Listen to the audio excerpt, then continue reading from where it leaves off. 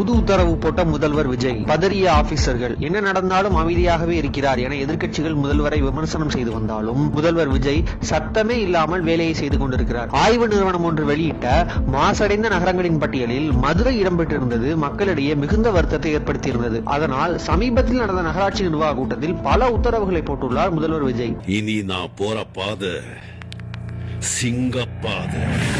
அதுபடி நகரத்தில் எந்த மூலைகளிலும் குப்பைகள் தேக்கி வைக்கப்படக்கூடாது. நகரை மாசுபடுத்தும் சுவரொட்டிகள், கட்டட கழிவுகள், மருத்துவ கழிவுகள் என அனைத்தும் அந்தந்த நொடியே சுத்தம் செய்யப்பட வேண்டும். மேலும் அனைத்து நகராட்சி அதிகாரிகளும் அலுவலகம் வரும் முன் ஃபீல்ட் விசிட் செய்து வேலைகள் சரியாக நடந்திருக்கிறதா என சரிபார்க்க வேண்டும் எனவும் கூறியிருக்கிறார். இதனால் ஆபீஸில் இருந்து கொண்டு உத்தரவு மட்டும் போடாமல் அதிகாரிகளும் களத்தில் இறங்கி வேலை செய்ய வேண்டிய கட்டாயத்தில் இருக்கின்றனர்.